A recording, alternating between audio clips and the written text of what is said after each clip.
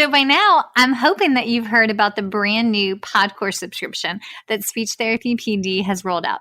For $79 a month, you get over 175 hours of ASHA continuing education with 19 new episodes a month. That's fantastic. Well, they want to make sure that you also know we have a brand new coupon code.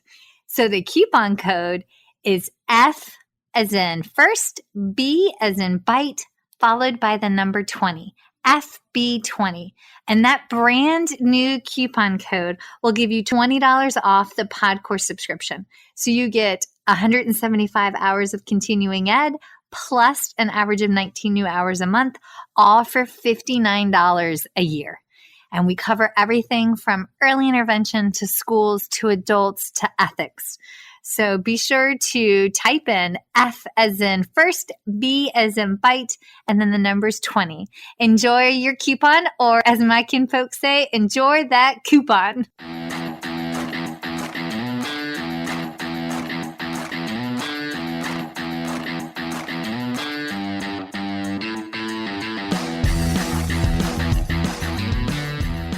Hi, folks, and welcome to First Bite, Fed, Fun, and Functional, a speech therapy podcast sponsored by SpeechTherapyPD.com. I am your host on this nerd venture, Michelle Dawson, MS, CCC-SLP, CLC, the All Things Peds SLP. I am a colleague in the trenches of home health early intervention right there with you. I run my own private practice, Heartwood Speech Therapy, here in Coletown, South Carolina. And I guest lecture nationwide on best practices for early intervention for the medically complex and fragile child.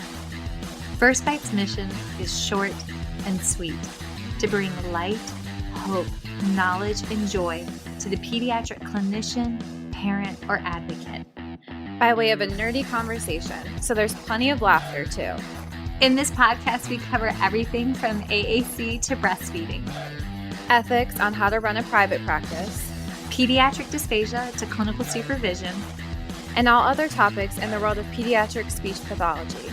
Our goal is to bring evidence-based practice straight to you by interviewing subject matter experts. To break down the communication barriers so that we can access the knowledge of their fields.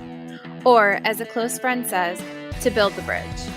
By bringing other professionals and experts in our field together, we hope to spark advocacy, joy, and passion for continuing to grow and advance care for our little ones. Every fourth episode, I join in. I'm Erin Forward, MSP, CCC-SLP, the Yankee by way of Rochester, New York transplant who actually inspired this journey. I bring a different perspective, that of a newish clinician with experience in early intervention, pediatric acute care, and nonprofit pediatric outpatient settings. So sit back, relax, and watch out for all our squirrels and enjoy this geeky gig brought to you by SpeechTherapyPD.com.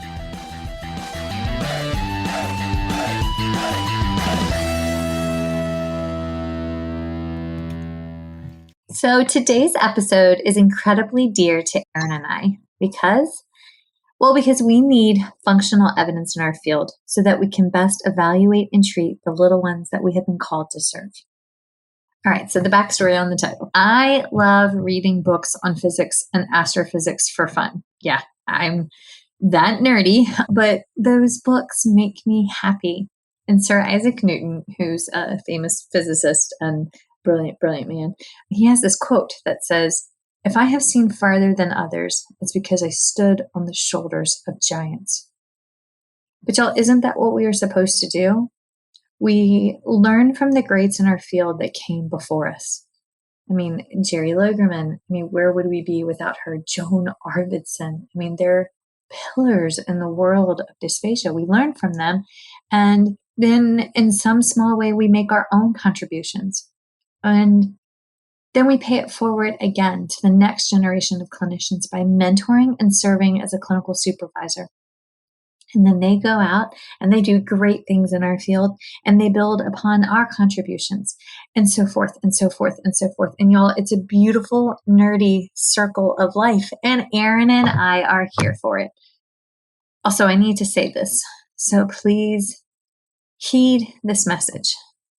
If you are looking for a quick fix solution for feeding therapy, or if your aim is to help every child become completely 100% oral fed and for every child to get off their feeding tubes, you need to reassess your goals. There is no such thing as a quick fix in the world of pediatric feeding and swallowing disorders. And often our patients may require a feeding tube for the rest of their lives because of other medical etiologies that you may or may not know about, or prognosis because of one of their etiologies and comorbidities. And y'all, that's okay. Ultimately, our goal is to bring joy, make a meal functional and safe, and if a little one gets off their feeding tube, well then job well done.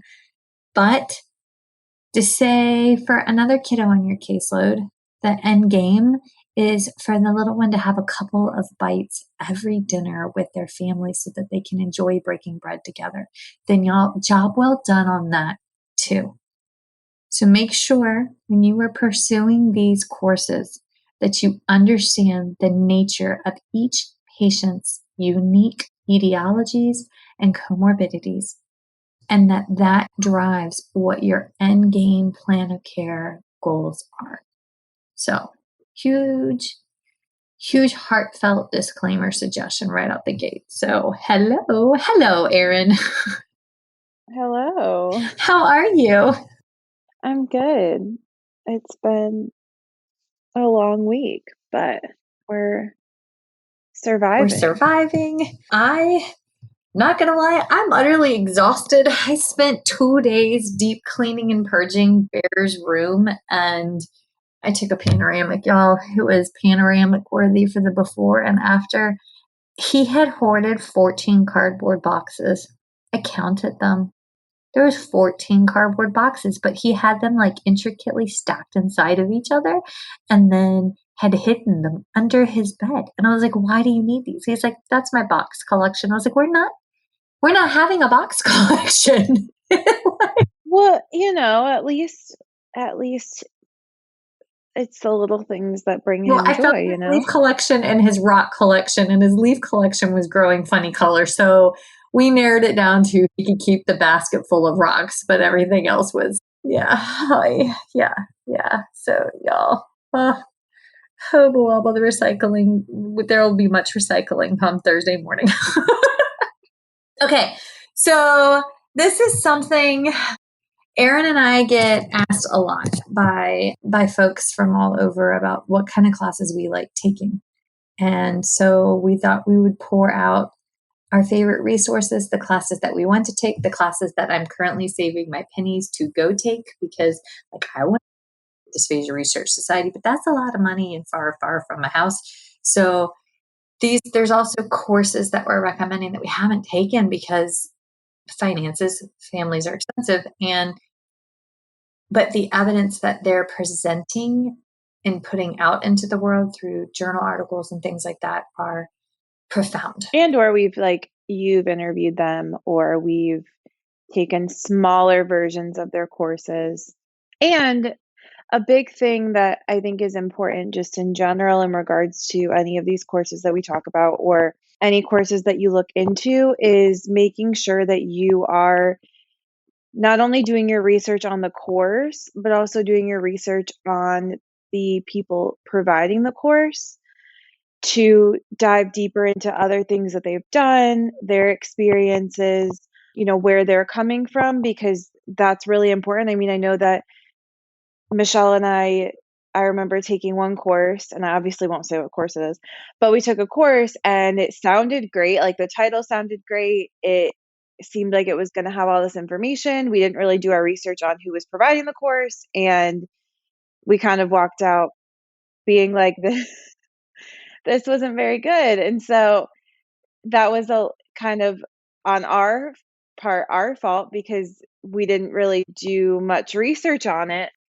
But it was a learning experience because it was a long 6 hours. But that, just make sure that you're doing research on that. Have they done research? Have they been a part of other state conventions, any conferences like that, because things can look really pretty. It doesn't necessarily mean that they have all that experience and evidence to back it up. So yes. So here's the catch. When you take a course, and I had to update my CV for a work thing the other day, and when I updated my CV, it dawned on me I have produced over 220 hours of continuing education credits myself. That's a lot. And I kind of sat back and I was like, but that's not all me. That's not my brain. That is me interviewing greats in the field, right? And so I say this, know that when you go to take a course, everybody's got a shtick. What is their shtick? What are they trying to sell you? And critically analyze that, because there's a reason why we do a podcast that puts the evidence out for free, because we just need to put evidence out into the world and to shine other people's lights. no, I know. And it's exhausting. And you only, like, if we want to better our field and better the therapy that we provide and the research and our reputation in the medical world, because sometimes we are the redheaded stepchildren. And I think part of that is because we are mostly women and don't do a great job of advocating for ourselves and our worth. And so if we want that, you build off of the greats in our field. They have this information, they have this research, and building off of that instead of trying to, you know, do everything on your own, or and those kinds of ways. And so that's where we're coming from, is like, none of these courses are be all end all courses. None of these courses you take are going to give you everything you need to know about every population in regards to feeding and swallowing. It is your job to take the information from these courses and put it within your own caseload and your own experience and your own philosophies. We all treat very differently, and that's okay. So find the courses that more so mirror your therapeutic style and your therapeutic presence within reason of research and it being evidence-based and functional. But we are a makeup of various experiences, and the courses are one of part of those experiences and resources. So we'll finally go into giving y'all some actual courses instead of just All the things. Yes. Okay. So, all right, let's start out the gate with, let's go with three of our, we'll do more than three. I don't know why I put three in here. What are your preferred neonatal or infant feeding courses to pursue and grow your evidence-based triangle? So you want to go first, lady? Yeah, so I haven't taken the full course of this, but I've sat through some of the lectures that she's given and taken some of the smaller courses here, and that's Erin Ross' Sophie course.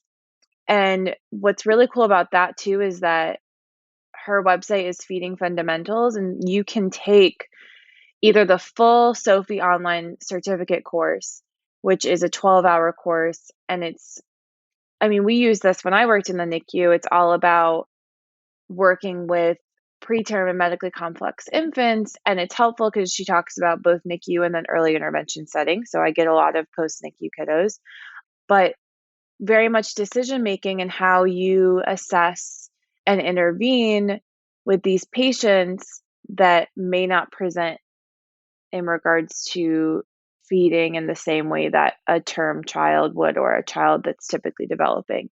And the cool part is that she has a lot of resources. You can take like shorter courses, such as, supporting parents during early feedings, developmental and internal regulation in feeding. So if you're kind of like, I really just want to dive into this, I need to hone in on this part of my skill set in regards to treating these patients, you can do that. And she has other resources such as some mentorship, blogs, and a lot of support that you can also get if you've gone through this course. And we've had Erin Ross on the podcast. She's phenomenal. So I would highly, highly recommend that when anyone that I'm working with says that they want to gain more experience with infants, her course is kind of the first place that I sent them, because I think it gives you a really good base for understanding the complexities, because infants can seem easy because you're bottle feeding, but there's so much to it, and so she helps to break that down to why it's so different and all the little intricacies of what you're looking for in regards to their cues. Okay, so one that I love, and it does carry over into the interprofessional piece as well, is the NANT conference, the National Association of Neonatal Therapists. It's in Cincinnati for April of 2022. That just feels foreign saying it like that, but this is fantastic, because you're going to be surrounded by OT, PT, nurses, and SLPs that all work with NICU or NICU grads. And I love that. I love that the emphasis interprofessional practice, because occupational therapists are the gatekeepers to regulation for all ages. We love our occupational therapists, and I just think that this would be a fantastic class for everybody to take. It is live, and it's, their annual to do, but they have on-demand courses right now that you can take that opened April 19th, and it's extending through to July 30th, 2021. So I would recommend, I'm going to take a picture of this, and then we can post it in a story later this week. But I would highly recommend that you get out of your silo therapist and that you engage in a conference that has other disciplines. I do also, when it comes specifically to NICU, because she loses me a little bit when we go to some of the older kids, but Catherine Shaker's courses for the NICU, she's brilliant. She has a ton of experience. She has a couple different NICU courses, but she is very, very thorough in regards to etiologies and their impact on feeding, respiratory support and their impact on feeding. So that is super helpful. And if you're looking for courses that are free, Dr. Brown's website has a lot of free courses. I think Erin Ross does some on that website as well. So if we want, yes, there are courses that you're going to have to pay quite a bit of money for, but that's because they give a certification, or this person has been lecturing for 30, 40 years and their intellectual property is high in demand.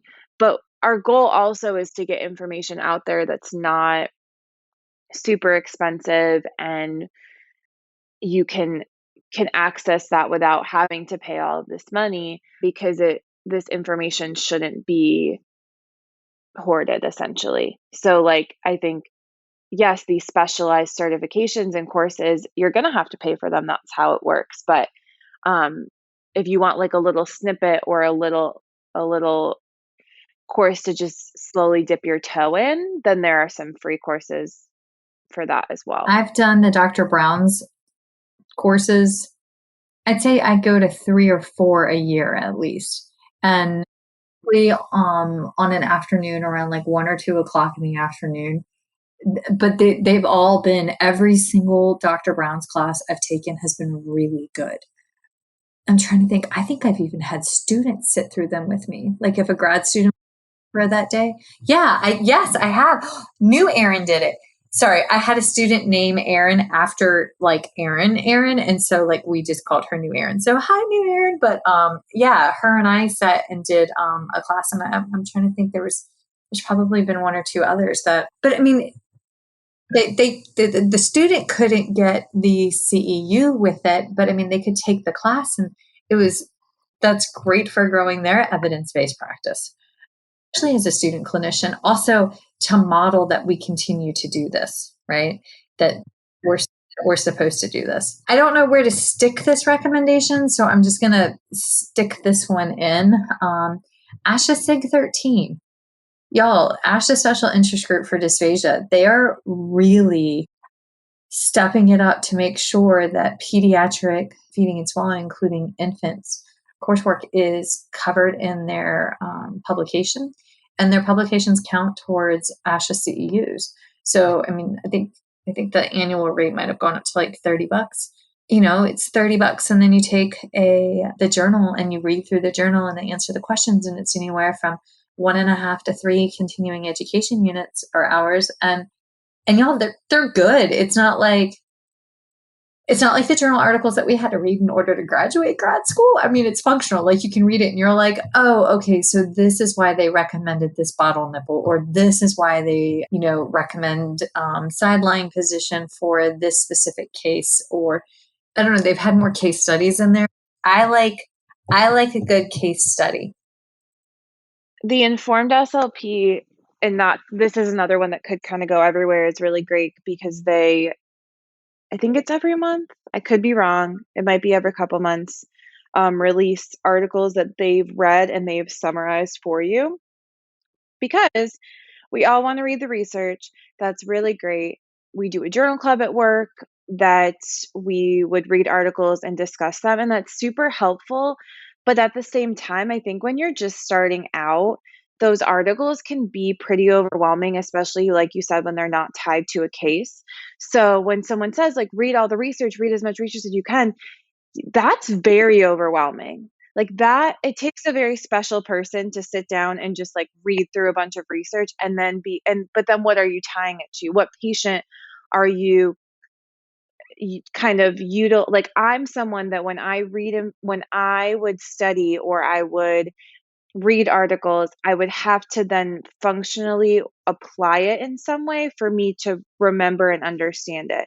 And yes, research is great. This is where the evidence comes from. But it's very similar in when we look at language research, where they complete studies with certain therapeutic strategies that may not always be functional. So we have to take what the research says, and then we have to figure out how to make it functional. But that takes these courses that do that for you, and that also takes experience and mentorship to be able to try a strategy and kind of work through it from there. But that's why places like the Informed SLP and SIG 13 can be really helpful, because they help do that for you. And whose brains, like people who have that experience and have more cases to tie the research to, that makes that very helpful. Mm-hmm. Mm-hmm. Okay. All right. So 2 more courses that can go every which way. The American Cleft Palate Craniofacial Association, they have annual conferences, right? And their next one is March 29th, April 2nd, also 2022. And it's in Fort Worth. That'd be a cool conference to go to. Put that on the dream list. But that hits that infant age, right? And clefts are different. And we're learning more and more about laryngeal clefts and a rise of this. And so, and unless you, like our dear friend Melissa Montiel, who is the craniofacial VPI person at the Children's Hospital in Charleston, like she lives, eats, breathes cleft all day, every day, right? But if you don't see it regularly, well, then we get rusty. I mean, I get rusty. I mean, Lord knows that, like, I have a little one with the cleft pop up at periodically, or like I have a little one that I'm chasing because I'm pretty sure he's got a laryngeal cleft, but his small town ENT was like, I don't feel comfortable.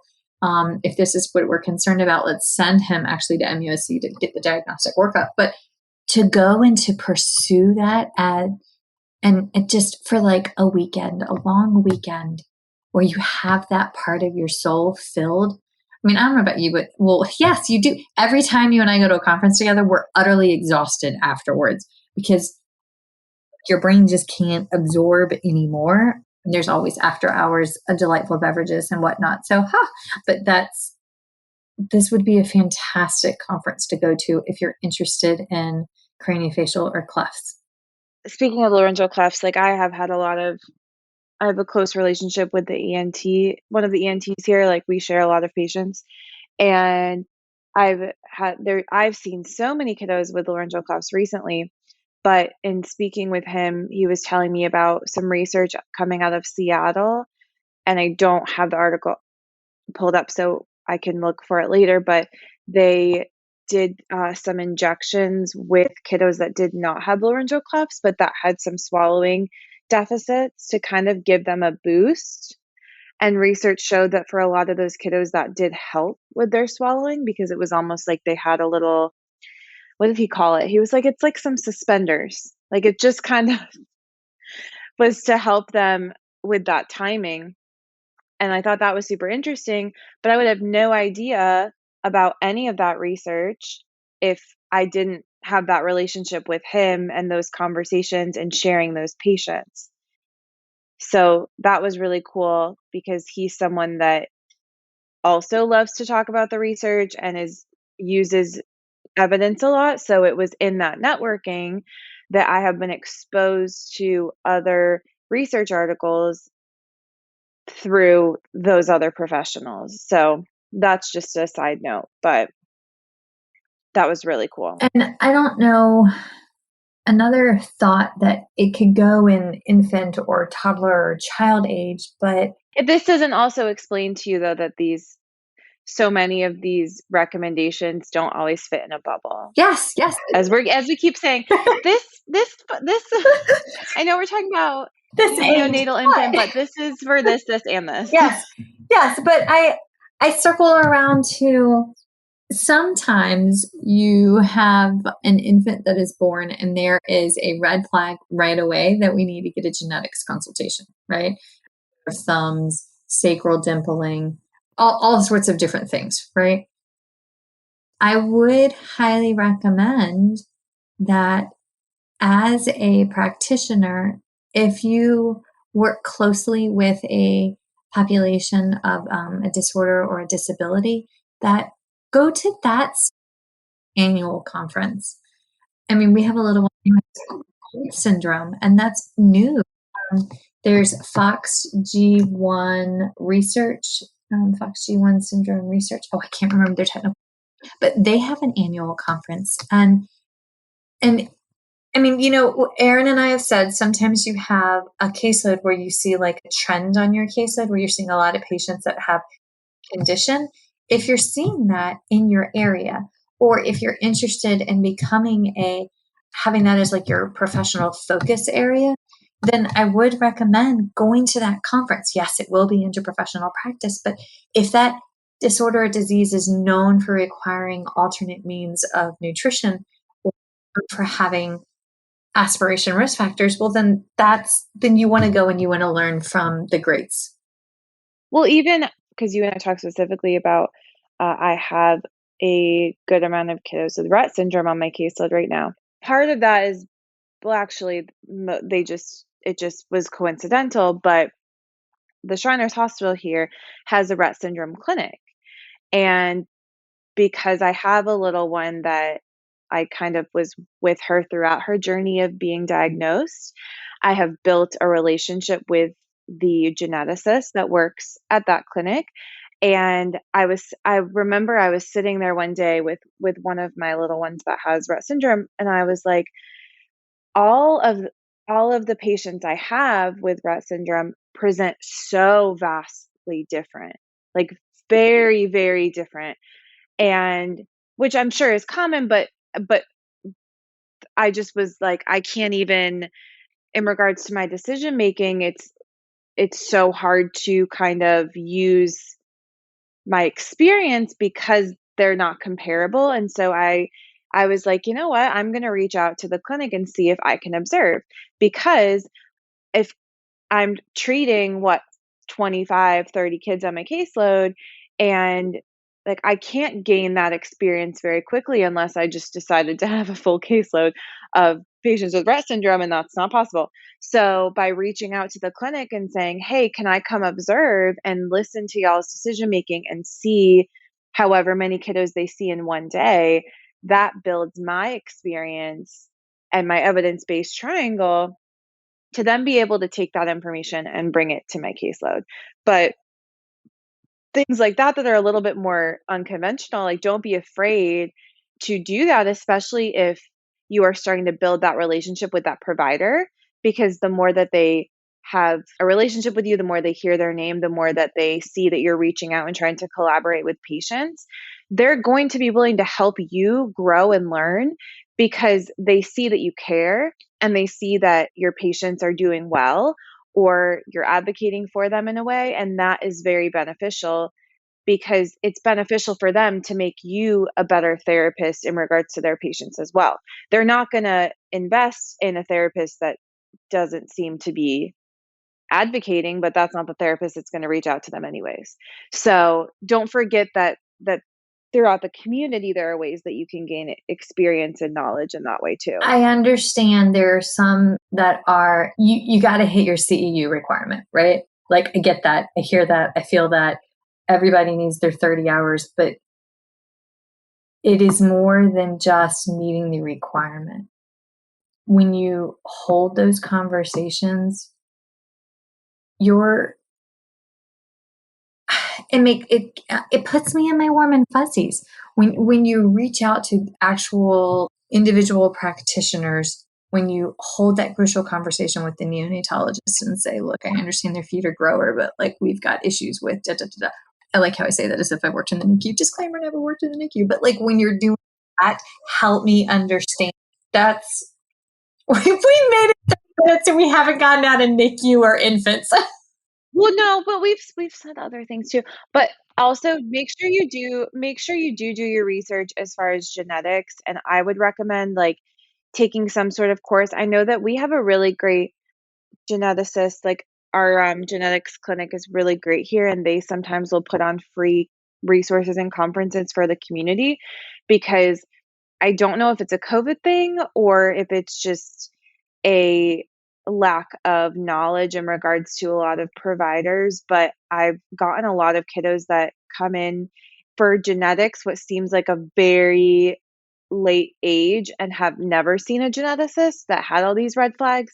So making sure that you're aware of those is really important in regards to any patient that you're seeing, because they can be very subtle. And all of people say, well, why does it really matter if they seem to be doing well? Well, a lot of symptoms or concerns in regards to certain genetic diagnoses can be very random. So unless they have a genetic diagnosis, you may not know to send them to urology. You may not know to get their heart checked out. You may not know to make sure that their liver is functioning well. So that is really important, even if, as you may say the child is growing and developing in the way that they should be. So that's just a side note. All right. So then let's segue over to toddler and early childhood.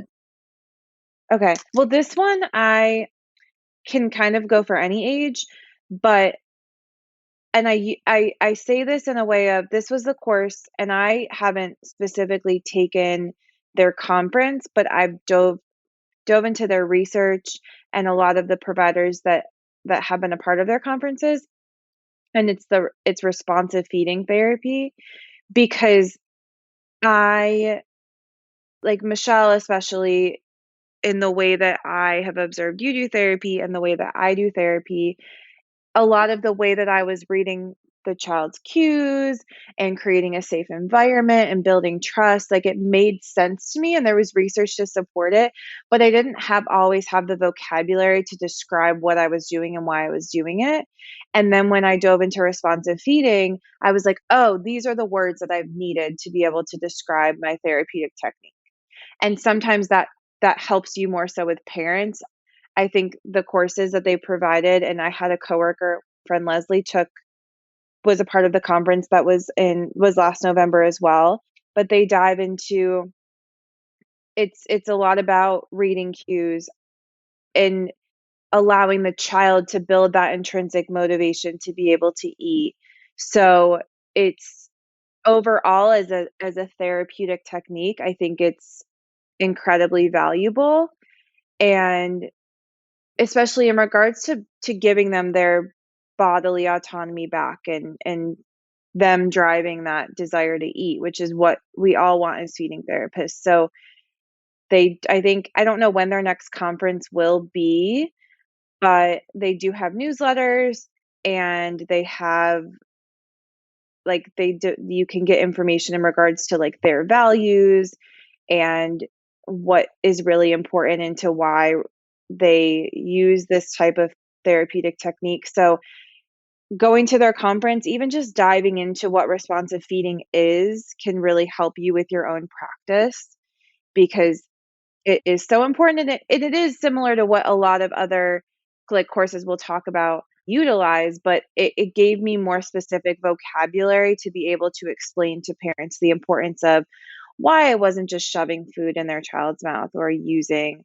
plastic, or why progress is going to take time. And so that was very helpful. And I'm sure you were going to talk about this one. I've only taken, again, smaller, shorter courses, but the SOS approach to feeding is, I haven't taken the full course, but I can say with confidence from trustworthy sources who have, and listening to Kay Toomey, that it is very helpful and wonderful. I use a lot of her theories modified, because I'm not SOS certified, in the therapy that I do. And I think it can, like, yes, it's very, very helpful with kiddos that are anxious eaters and expanding their diet, but it's also helpful with some of our more medically complex kiddos as well, modifying it in regards to their motor, like their overall gross fine motor skills. But I think it's very helpful into regards to introducing food and allowing them to explore it in a very safe way. Mm-hmm. I highly recommend Feeding Matters. And I do know that that is technically an interprofessional practice course, but because it has so many different disciplines, but really, truthfully, their annual conference, and we just had it. I mean, we've missed it. It'll be up again come the next spring. But their annual conference is just profound, because this year, for example, there was one talking about a registered dietitian and calorie densities, metabolic needs for certain ages. That was a really good one. There was one there that was really hard to watch. Honestly, I deep cleaned because I felt compelled to deep clean, but it was the last episode on the trauma one.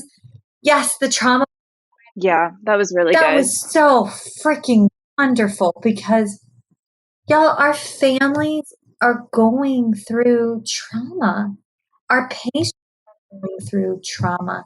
The frustration, the fear, the fight or flight, will my baby make it? Will they not make it? How much longer do we have to worry about this tube? What happens when the tube comes out? I had a mom talk to me last week about, the tube popped out when the little girl was at her ex-husband's house. And so the ex-husband, instead of putting a clean one in, forced the dirty one back in after it had been on the ground, and they didn't clean it properly, and blah, blah, blah, blah. But like, trauma, right? It was such a good talk, because at the end I felt lifted, right? And they even went through and talked about some of their favorite courses that they take. And so I would highly recommend that class. And I'm going to put this in here because this is the appropriate thing. They had, Feeding Matters had 2 specific talks just about like what Feeding Matters has worked on over the last, especially the last year with the advent of our new ICD-10 code that's coming out. But when we're evaluating and treating these patients, it does trickle over into our documentation that we are fully utilizing best practice from beginning to end. Not just best practice when it comes to our evaluation and treatment methodologies, but also our clinical writing skills and how we're documenting. And they had one whole talk dedicated to the ethics behind CPT coding. And I mean, I know that happened. It's been 3 years now. South Carolina's had 3, maybe 4 years. We've had the CPT code for swallowing. And that was a big rigmarole because people didn't like that it paid less. But like, sorry, I mean, we advocated for the addition of the correct code to accurately reflect what it is that we're doing. You know, your state associations aren't in charge of the reimbursement rate. We can't fix that. We can advocate for it. But I mean, it's not like we have bonds, right? But it is our clinical documentation is intimately intertwined with our treatments. So I do recommend that when you see those classes pop up and they have a 90-minute talk on ethics of billing and documentation at a feeding conference, this is critical information. Also, on that note, ASHA every January, it's typically like the 3rd or 4th week of January. It's like the end of January. They do a 2-hour billing documentation update to update everybody on like Medicaid, Medicare guideline changes across the country or like any new changes that are coming. It's normally $79.99 for like the 2-hour class. So that is expensive, but you can catch it like on the on-demand. And you know, it's now in like whatever the bundle thing is. I don't know. I paid my money, got the bundle thingy. I would recommend taking that class as well because we have to know what's changing because again, our documentation is intimately intertwined with our eval and treatment approaches. So there's that. Okay, give me another childhood or early childhood course that you like or interested in. Well, and this is kind of going off that last course at Feeding Matters, because sometimes courses that aren't directly feeding, so like exactly can be really beneficial to our feeding patients. I'm taking a trauma course in a couple weeks. It's like trust-based relationship intervention, and it dives specifically into dealing with patients and families that have trauma, cues to look for, how to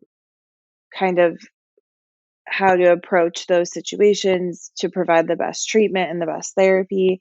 And that's something that, yeah, it's not directly feeding, but if you are more equipped to handle and read those very subtle cues, that can be very helpful in all of your therapy. Because we counsel, because that's a huge part of what we do with feeding. We work with families, we talk to them about their goals. We have to help them through, especially if we're working in early intervention, these very difficult stages of grief that they may be going through based on certain diagnoses of their child or trauma, big T or little t, that has happened. And so the better equipped you are to handle that and respond appropriately and be a support, the better success your patients will have, because the families will trust you and the patient will trust you. So it's called TBRI. That's the course that I'm taking. And I'm also, and this isn't feeding either, but I would like to mention, because if you're working with this age group, even it like a lot of kiddos with autism, this is really beneficial for, or some of our younger kiddos, a floor time. I'm starting a floor time course on tomorrow, actually.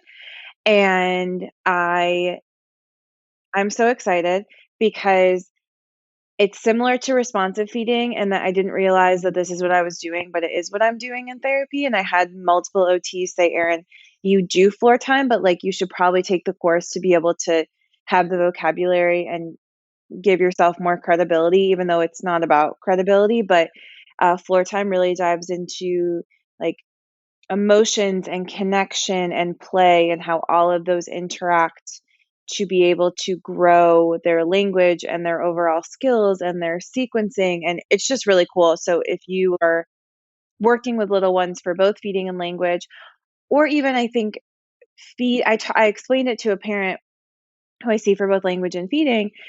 And she said, he doesn't like to sit at the table. He especially doesn't like to eat when we have family around. And I said, well, connection is really hard for him. It's very hard for him to know how to connect with another person because the way that he wants to play and engage doesn't necessarily fit into the way that we are taught to play and engage. It doesn't make it wrong. It just makes it harder to connect with someone that's neurotypical. And you're asking him to do something at the table that is very difficult because we don't like to eat a variety of foods. And we're asking him to connect with someone else at the table, someone that he's not as comfortable with, while he's sitting in a chair and can't run around because when we need a ton of sensory input. So this is just asking way too much of him.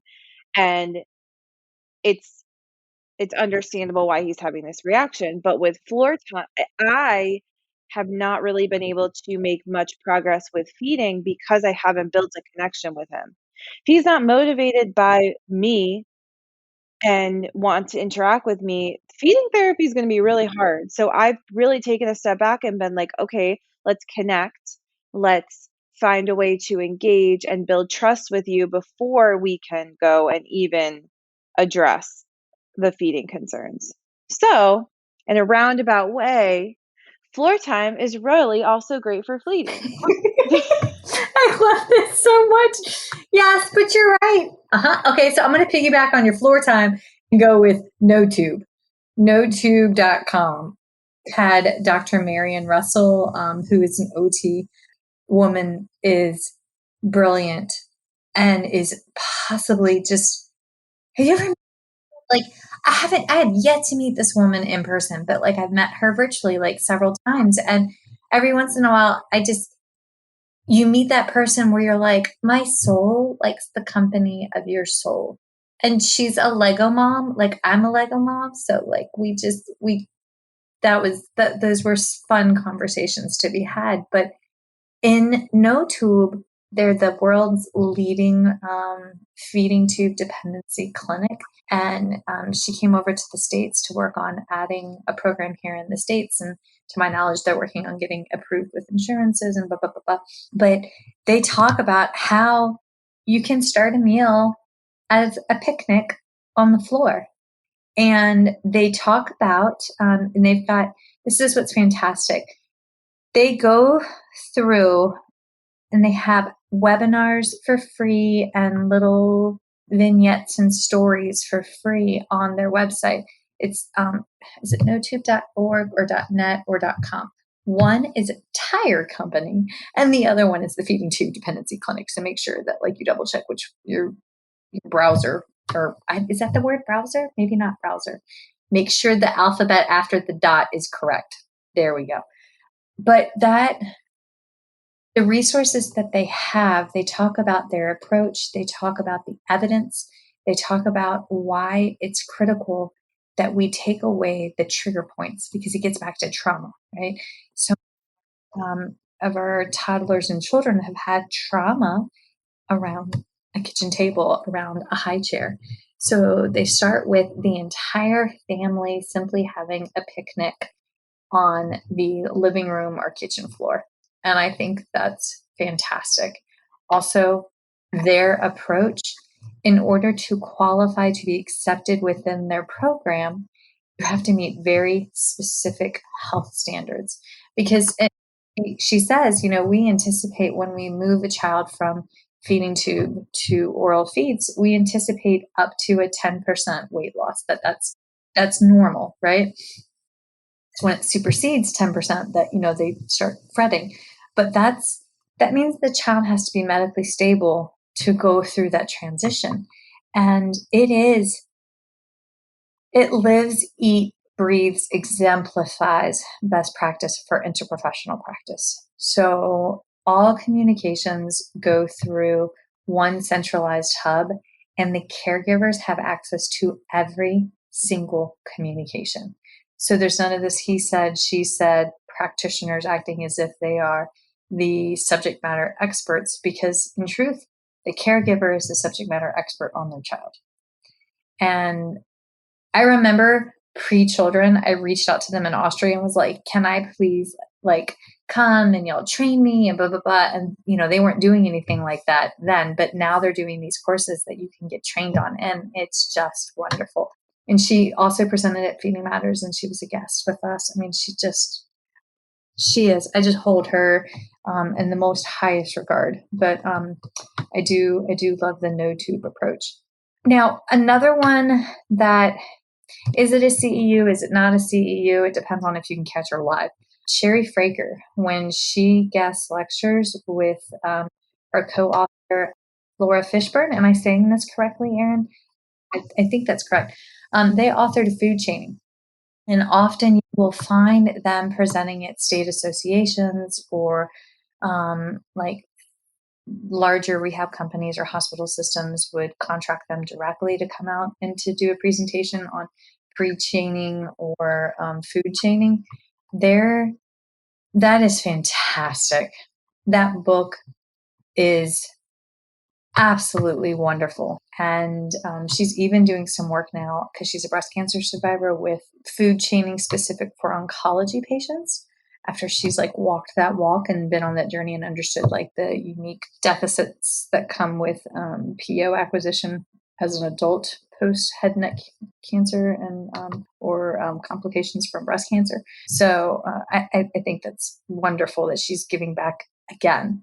But I highly, highly recommend that approach. Yep. What other courses you got? Anything from Marsha Dunn Klein is wonderful.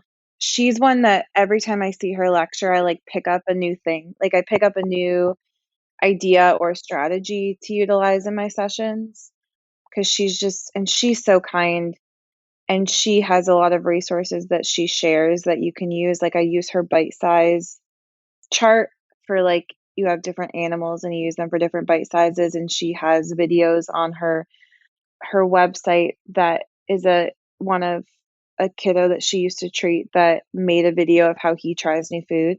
And that's been really great for a lot of my older kiddos to watch another child explain his fears and anxieties around food and then be able to kind of model that.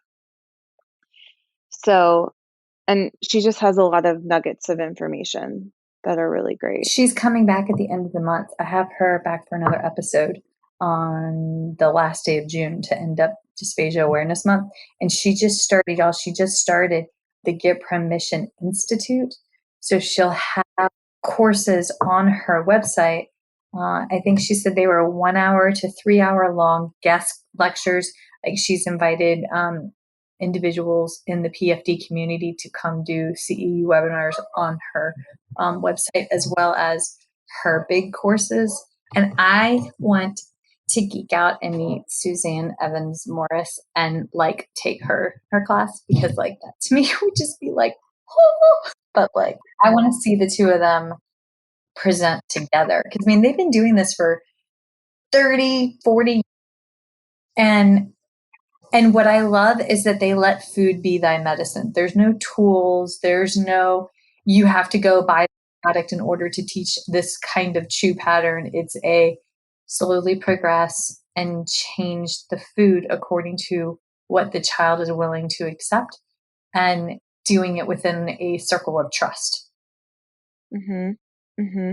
And it's that trust is huge, and that relationship. So not only just building a relationship with you, but building that relationship with the family, because especially if at any age, I mean, if a mama has tried for a week or two to breastfeed her baby and is struggling, like that's a relationship that isn't growing in the way that family imagined it growing.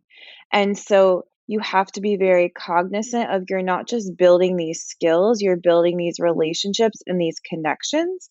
And we need to make sure that we're also putting on like our communication hat. I know I talk about this a lot, but we are always, always, always teaching and reading communication. Just even if you're a clinician whose caseload is 100% feeding, it's also 100% communication. So if you think you aren't going to be teaching language and communication by just doing feeding, you are sadly mistaken. And remember, we we teach that first. And so to keep up those skills, whether it be through reading more on trauma or taking courses on AAC, if your kiddos have AAC. If your child has an AAC device and you are not using it in the feeding session, that is a disservice to that child, that is a disservice to that family, that is a disservice to you. If, that child is having very significant, not behaviors, I don't want to call it that, but what are viewed outside as behaviors, their response to something, at the table with feeding, like, you may have to pull back and work. And what's interesting is I have, in a lot of my conversations with occupational therapists, they may pick up a kid for feeding.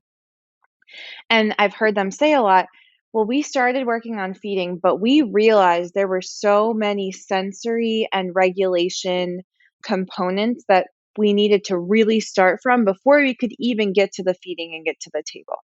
So if we are sitting there as, speech therapists, speech and language therapists, and there's such a miscommunication, why are we not then taking a step back and working on that relationship and communication as well?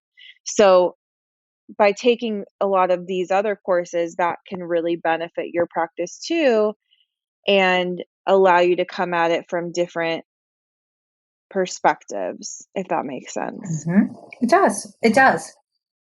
Y'all, that is absolutely key. Okay, all right, so then let me go here. ASHA this year, and I'm humbled to say that I was part of the planning committee for the very first, basically I read a bunch of submissions, but that was cool. Also, there were some really, really good submissions. But this ASHA in November, they're going to have the very first pediatric feeding and swallowing track, which is phenomenal. But that's because SIG 13 knows we need specific courses on this. And is that even though, yes, it's the annual speech pathology conference, have you noticed that over the last couple of years when you've gone to an ASHA conference, we're getting call for papers and featured speakers that are from the allied health or from the medical world or from the educational world for that matter? I mean, that's fundamental. So I would recommend, y'all, this year, I think it's going to be face-to-face and some webinars, but pursue the courses and listen to the greats in our field. I mean, Erin and I, the last ASHA conference, we got to meet Joan Arvidsson, shaking like a leaf. Oh my God, I was shaking like a leaf. My heart was racing the entire time. But go and listen to, she's a fairy princess come to life, godmother of our field. But go and listen to her. And then stick around for the talk afterwards where a pediatrician comes in and opens their heart and says, hey, by the way, we may only get one night of dysphagia in all of our academic coursework. And then we see it how many times a week, and we have to step it up on the other side through taking courses, right? Same concept. But ASHA, I would recommend the ASHA convention later this fall and every year. And yeah, those feeding matters. What other big conference? Just, oh my God, bless America. Society. Yes. The Dysphagia Research Society is an interprofessional conference, and it is, March 14th through 17th at San Juan, Puerto Rico, 2022, Dysphagia Research Society. This cutting Puerto Rico. Yes, but it is where research to practice happens. The people that are coming are doing the research. There's a 20-year average timeline between research going into. That's absolutely unacceptable. We have to do better. We can't sit on our laurels for 20 years before something's adopted. The state conferences are really good for networking too, with people that are just looking for people to communicate with and have support, because it can feel really daunting and lonely, especially as younger clinicians. And we always talk about this, about continuing to reach out to providers, because you will get shot down by some, but you will find providers that are really open and want to work with you and want to help teach you as well, because if they can mentor you in regards to their knowledge, that's only helpful for that interdisciplinary care with their patients. And like we said before, these courses are, and these researchers, if you're going to be an expert in something, especially in a field as vast as pediatric feeding and swallowing, these researchers and these experts do have their specialties within the field that we're in. So make sure that if you're taking a course, it is going to be beneficial for your patient population or where you're trying to grow your skills.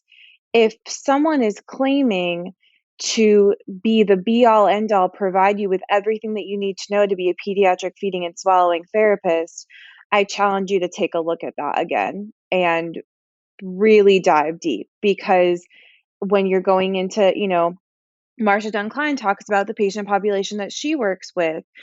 Catherine Shaker works with medically complex infants, as well as Erin Ross does.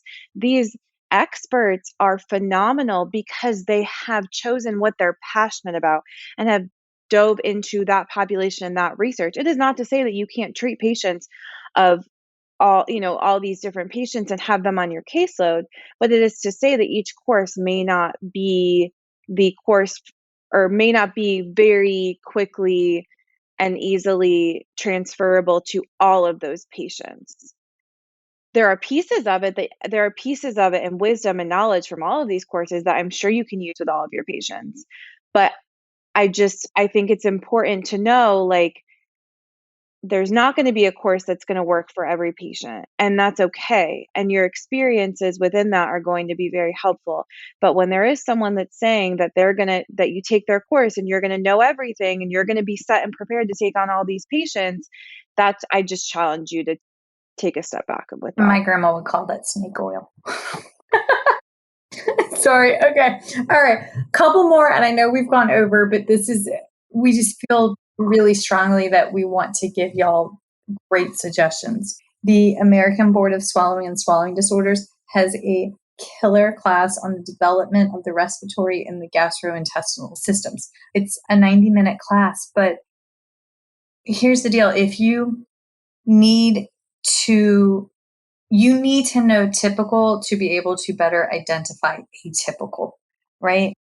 And we don't really get taught typical development of those systems in grad school. I mean, it just doesn't really happen because it's too far below the clavicle. But that's another course that I would recommend. And then y'all, trust but verify. Trust but verify. So go into every class that you take and critically assess what you're being told.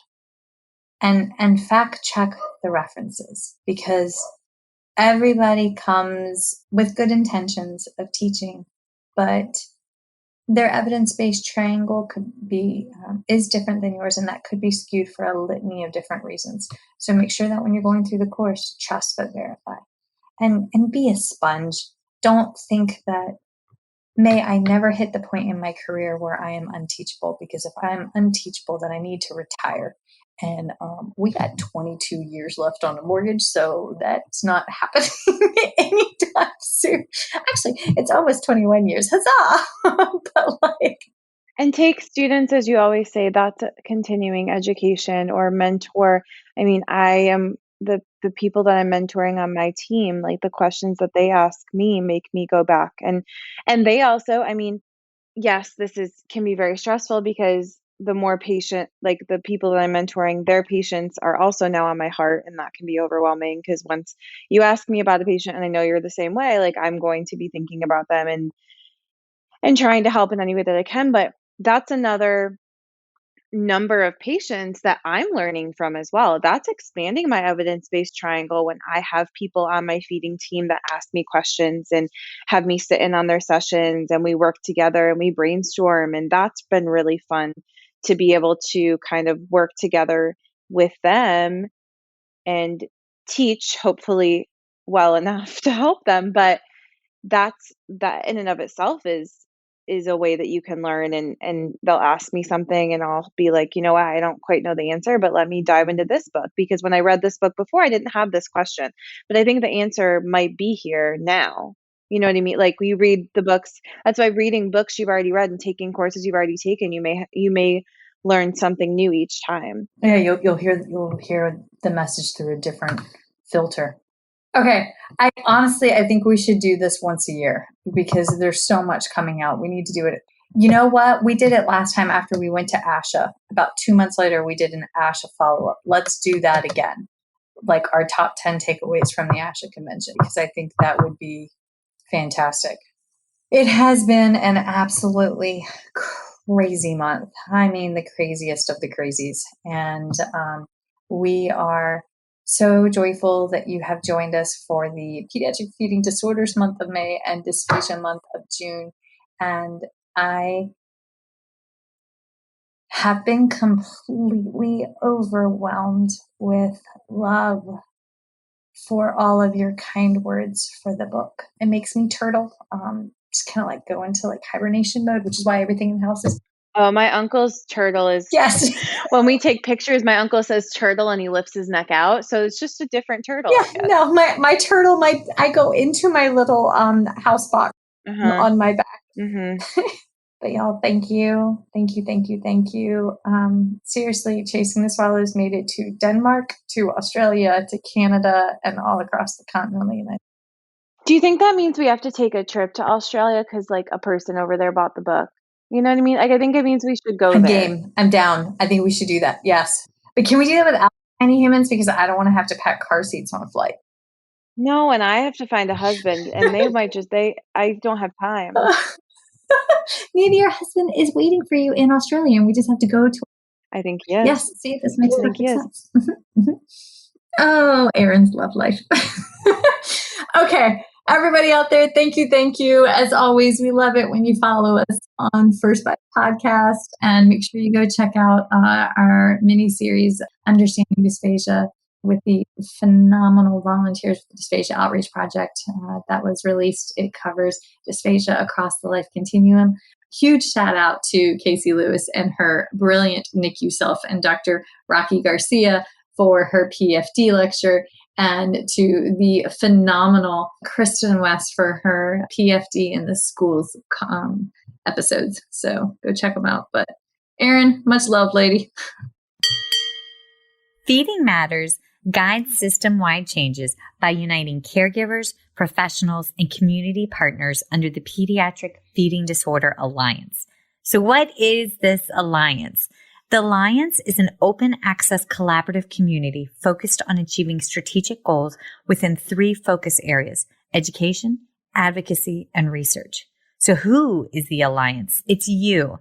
The Alliance is open to any person passionate about improving care for children with a pediatric feeding disorder. To date, 187 professionals, caregivers, and partners have joined the Alliance.